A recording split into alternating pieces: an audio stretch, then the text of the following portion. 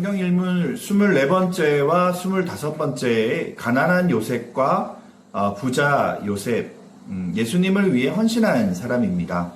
오늘부터는 신약의 인물들은 두 명씩 우리가 함께 진행하도록 하겠습니다. 가난한 요셉과 부자 요셉.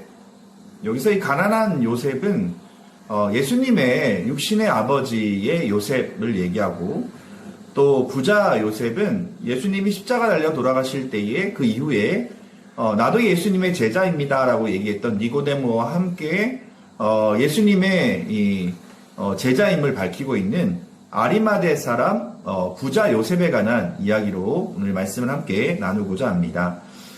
성경에서 보면 동명이인들이 참 많습니다. 성경에 이 지파에 이 지파별의 자신들의 그 지파의 위인들의 이름을 딴 이름들이 참 많이 나옵니다.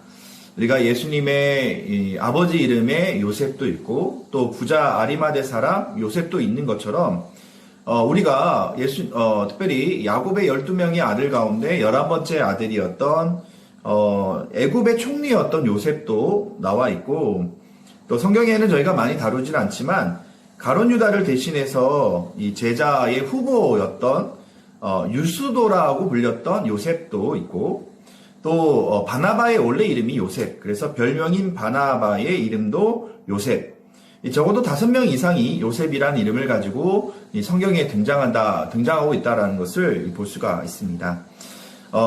아리마대 사람 요셉이나 아니면 예수님의 아버지, 육신의 아버지 요셉이나 예수님을 위해 아름답게 쓰인 사람들의 모습을 오늘 함께 살펴보기를 원합니다. 예수님이 이 땅 가운데 오실 때에 가난한 요셉의 헌신을 받으셨죠. 그리고 십자가 위에 돌아가시고 난 후에 예수님은 이 부자 아리마대 사람 요셉의 헌신을 받았습니다. 그래서 오늘 이 두 사람, 예수님을 위해 헌신한 사람에 대해서 함께 말씀을 살펴보도록 하겠습니다. 자, 가난한 요셉. 예수님의 육신의 아버지 요셉을 한번 먼저 만나보면, 당시 이스라엘은 로마의 지배를 받고 있었기 때문에 유대 백성들은 대부분 가난한 삶을 살고 있었고, 예수님의 육신의 아버지 요셉도 목수 일을 하면서 근근하게 살아가고 있는 사람이었습니다. 그런 건실한 이 청년 요셉은 마리아라는 착하고 예쁜 여인과 정혼하게 됩니다.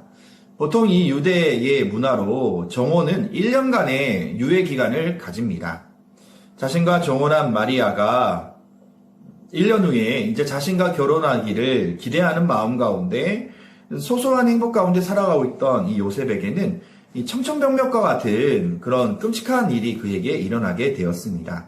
자신과 정혼한 마리아가 임신했다라는 이야기를 듣게 되었는데, 만약에 이 일이 드러나게 되면 자신과 정혼한 이 마리아는 율법에 의해 많은 사람들에게 돌에 맞아 죽을 수 있는 엄청난 위기가 그의 가정 가운데 있게 되었습니다.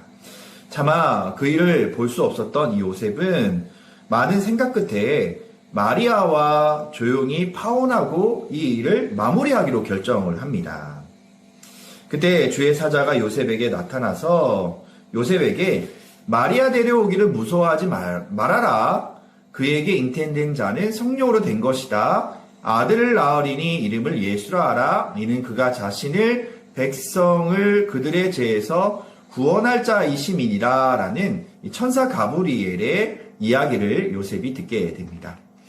믿음의 사람 요셉은 자신의 생각을 가지고 가만히 마리아를 끊어내고자 하는 그 생각을 이제 더 이상 고민하지 않습니다.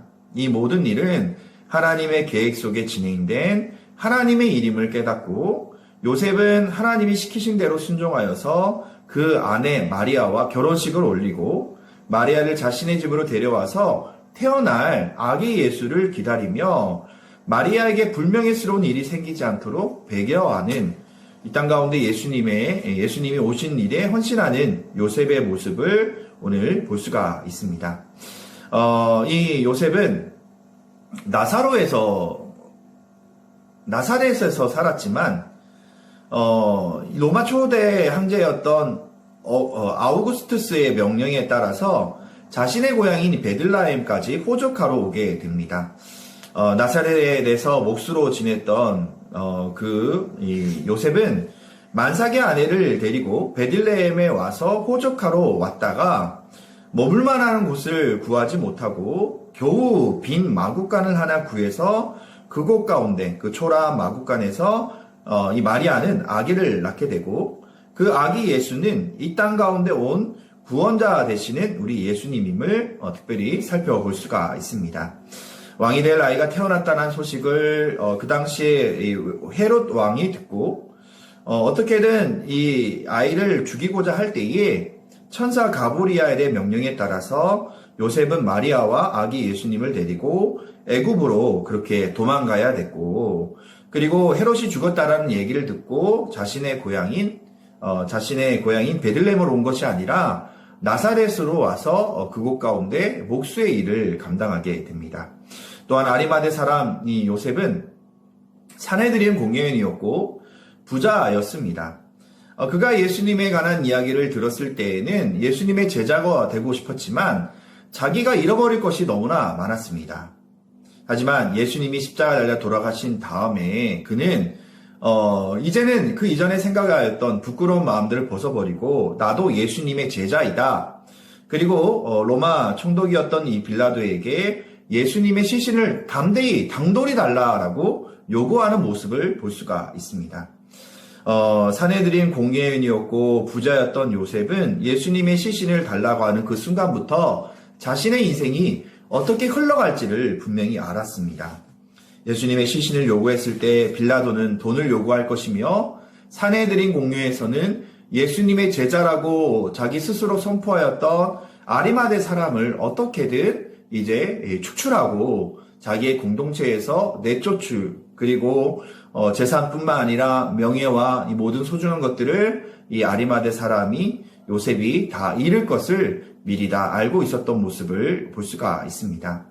하나님의 물질을 맡은 청지기의 인생을 아름답게 살았던 아리마대 사람 요셉, 그 헌신 때문에 십자가 위에 달려 돌아가신 예수님의 시신은 아리마대 사람 요셉 자신이 마련해 둔 그 묘실에서, 그 무덤에서 그 아름다운 헌신을 받으며 귀한 예수님의 십자가의 사건을 완성하는 모습을 우리는 볼 수가 있습니다.